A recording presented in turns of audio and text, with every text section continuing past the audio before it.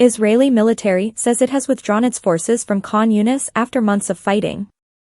The Israeli military said it has withdrawn its ground forces from Khan Younis in southern Gaza after months of fierce fighting.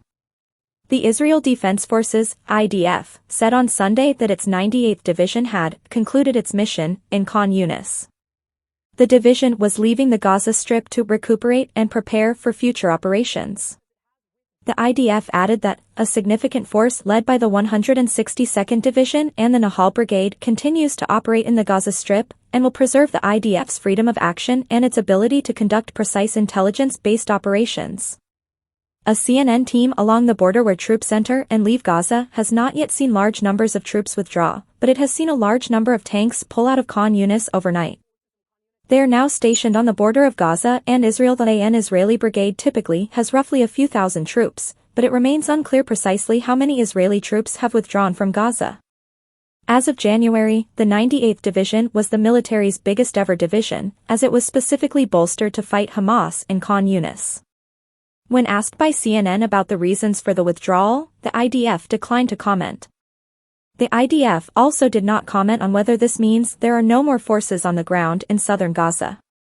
What is also unclear is what the withdrawal means for Israel's plans to invade Rafah, the southernmost part of Gaza that has become a shelter for hundreds of thousands of Palestinians. Israel has said an incursion into Rafah is essential to achieve its goal of eliminating Hamas from Gaza. Israeli public broadcaster and CNN affiliate Channel 11 on Sunday reported that the remaining forces would be located along the so-called Netzarim corridor, a route that splits the Gaza Strip in two. Named after the former Israeli settlement of Netzarim in Gaza, the corridor intersects one of Gaza's two main north-south roads, Salaheddin Street, to create a strategic, central junction.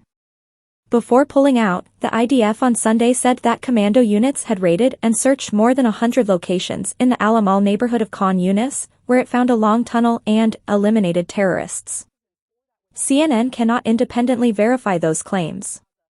Speaking to ABC's The Week, White House National Security Communications Advisor John Kirby said it was unlikely the move was sign of some incoming new operation, but rather of arrest and refit. They've been on the ground for 4 months.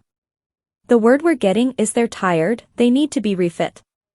The U.S. is Israel's major ally but has been pressuring the country to do more to protect civilians and allow an aid.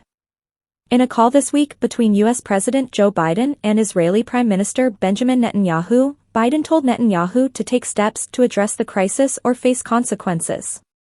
The IDF began its campaign against Hamas in Gaza's north soon after the October 7 attacks that killed about 1,200 people. Early in the war, the Israeli military designated Khan Younis as a safer zone and told residents from northern Gaza to seek shelter there. But as the IDF increasingly switched its focus to the south, the city became a battleground. On December 1, the Israeli military launched a massive air raid operation on Khan Younis, dropping leaflets into the city telling residents to immediately evacuate. Since then, it has been a site of intense fighting, leaving the area devastated. Visiting the scene earlier in the year, CNN found buildings completely destroyed or others beyond repair. The IDF says the city is a Hamas stronghold, adding that the tunnel network underneath civilian buildings in the city was likely where Hamas planned the October 7 attacks from. The city is the hometown of Hamas leader in Gaza, Yahya Sinwar.